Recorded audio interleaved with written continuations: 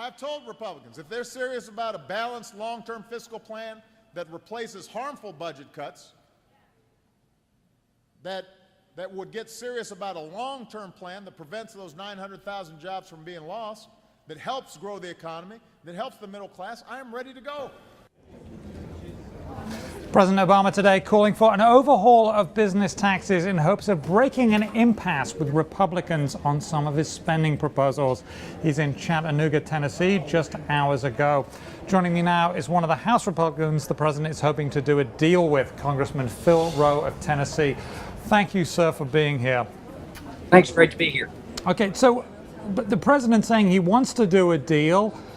He wants to overhaul the tax code, particularly for businesses, to help stimulate growth, but he also wants to do a little bit of spending. Are you impressed? Now, I didn't have a chance to see the speech, but I did read the speech, and it was a speech. And we were glad to have the president in our state. We always are, but there are a lot of things he could learn from the state of Tennessee. One is we learn how to balance a budget and live within our means. That was one of the things in our state. We're a right to work state. He left that out.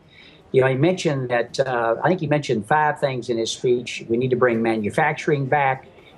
Infrastructure needs to be done. And I might mention to you that there are 3 East Tennesseans who know infrastructure very well. The current, one of our current senators, Senator Corker was a mayor of Chattanooga. Our current governor, Bill Haslam, was a mayor of Knoxville, Tennessee, and I was the mayor of Johnson City, Tennessee. And I'm now the congressman from the 1st District. So we know a little bit about infrastructure and how to pay for it.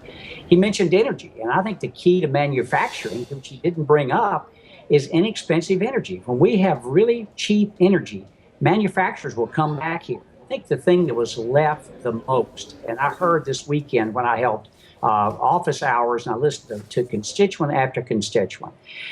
It's in business after business. It's overregulation and the uncertainty with the Affordable Care Act it's just paralyzed people from hiring. I was at a dinner last night with the governor and with a group of business leaders in an event, and that's the recurring theme I heard over and over again.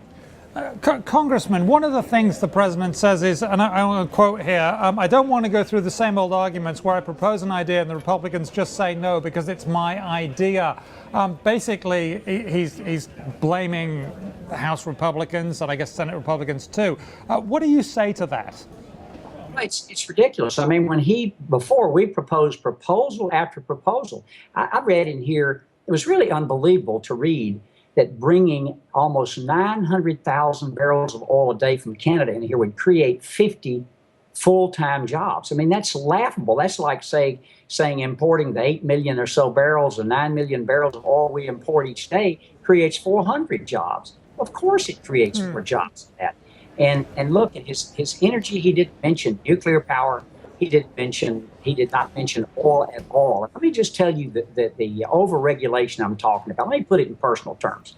There is a county, a city in eastern Kentucky, heavily dependent on coal. And I know these things for a fact of which I'm speaking. 2008, in a grocery store there, I know the people who run that grocery store, 16% of the food bought in that store bought food stamps, government assistance. Today, because of regulatory from the EPA and so forth, it's 65%. These are people who these are good, hard-working people. I know these people well. They don't have any opportunity for a job because coal was their job. And we have devastated some areas in West Virginia and eastern Kentucky and in Southwest Virginia, places I know well. They need to go look at those folks in the eye and tell them why they're doing that to them. Okay.